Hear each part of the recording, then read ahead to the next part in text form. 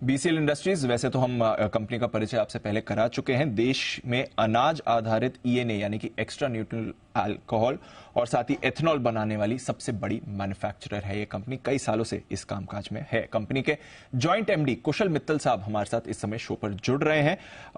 Numbers अच्छे आए हैं, रेवेन्यू 6.5% बढ़ा है, बट ऑपरेशनली शानदार नंबर्स थे। ऑलमोस्ट 8 गुना इनका एबिटा बढ़कर आया है, मार्जिन 1% के 10% हो गए हैं और घाटे से मुनाफे में भी आ गई है कंपनी। सर बहुत बहुत शुक्रिया आज हमारे साथ बात करने के लिए। नए साल की आपको ढेरों शुभकामनाएं भी।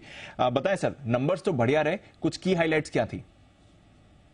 थैंक यू सर, नए साल की आपको और आपकी पूरी टीम को शुभकामनाएं। नंबर्स में की हाइलाइट सर ये रही कि ये फर्स्ट क्वार्टर है जहां पर हमारा जो बठिंडा में एक्सपेंशन हुई है, जो एथेनॉल कैपेसिटी ऐड करी है, वो इस क्वार्टर में उसके फर्स्ट ऑपरेशंस रिफ्लेक्टेड है। जैसे कि मैं पहले बता चुका हूं, ये बड़ा ही एक्साइटिंग प्रोजेक्ट इसीलिए है क्योंकि यहां पर जो भी पावर बनेगी और जो भी स्टीम जनरेट होगी ये सारी पराली से होगी। तो ना कि ये प्रदूषण कम करने में हमारी मदद भी कर रहा है और एक कंपनी के लिए कमर्शियली बड़ा वायबल प्रोजेक्ट है। तो इस क्वार्टर में ऑल्दो नंबर्स अच्छे रहे, ये और इम्प्रूव होंगे आगे क्योंकि जो नया पावर प्लांट लगा है उसमें कई दिक्कतें आई। नई टेक्नोलॉजी है तो शुरू में दिक्कतें आती है। तो 3-4 महीने उस पर काफी R&D करने के बाद, काफी मेहनत करने के बाद अब ये पावर प्लांट स्मूथ चल रहा है और आगे इसमें और भी इंप्रूवमेंट की संभावना है। सर, ग्रेन बेस्ड एथेनॉल का शेयर 17% हो गया है। आगे कितना स्कोप है इसके बढ़ने का, जरा इसके बारे में बताइए। और बैलेंस क्या रहेगा केन बेस्ड और ग्रेन बेस्ड एथेनॉल प्रोडक्शन का? दूसरा, जो ब्रोकन राइस या डैमेज राइस से प्राइस है वो 4.75 पर लीटर से बढ़कर 6 रुपए प्रति लीटर हो गया था। क्या आगे यहां पर और प्राइस हाइक्स आ सकते हैं? थोड़ा इसके बारे में भी बताएं। सर करंटली देखा जाए तो आई थिंक इस साल जो शेयर है एथेनॉल का वो 50-50 हो जाना चाहिए ग्रेन और शुगर इंडस्ट्री का। इसके दो कारण है। सबसे पहले कारण कि शुगर में काफी कैपेसिटी ऐड हुई है पूरे देश में, एंड सेकेंडली इस बार शुगर की जो क्रॉप भी कम है, शुगर की भी ग्लोबल शॉर्टेज है। तो जो पहले केन जूस एथेनॉल की तरफ डाइवर्ट हो रहा था वो इस बार कम होता दिख रहा है। जो अगर रेट की बात करें, जो एथेनॉल के रेट अभी बढ़ाए गए थे सरकार की तरफ से कुछ ही महीने पहले, जिसमें 8 रुपए मेज का रेट बढ़ाया था एंड 6 रुपए के आसपास डैमेज फूड ग्रेन का, तो अभी के माहौल में मुझे नहीं लग रहा कि इस साल अभी कोई रेट रिवाइज होएगा। हमारी कंपनी फुल्ली मेज पे चल रही है और इस पे अच्छे रिटर्न्स भी मिल रहे हैं और अच्छी प्रोडक्शन भी मिल रही है हमें। Got it.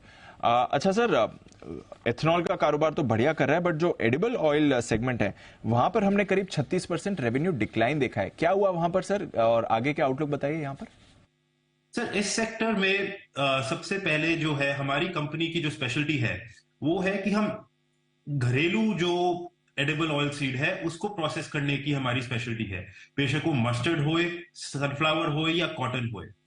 तो पिछले 2 साल से हमने देखा था कि गवर्नमेंट ने इंपोर्टेड ऑयल की ड्यूटी काफी बढ़ा दी थी। अब इन्फ्लेशन को देखते हुए, इलेक्शंस को देखते हुए ये ड्यूटी दोबारा जीरो पे आ गई है। तो जब एडिबल ऑयल इंपोर्ट पे ड्यूटी जीरो होती है तो हमारी जैसी कंपनी के लिए ये नेगेटिव इंपैक्ट देता है क्योंकि फिर पोर्ट बेस्ड रिफाइनरीज से compete करना हमारे लिए मुश्किल हो जाता है और हम कंजर्वेटिव तरीके से खेलते हैं। हम नहीं चाहते कि लॉस बुक करे ज्यादा, तो हम अपने आप ही प्रोडक्शन कम कर देते हैं और जहां पर मुनाफा नहीं होता वहां पर काम नहीं करते।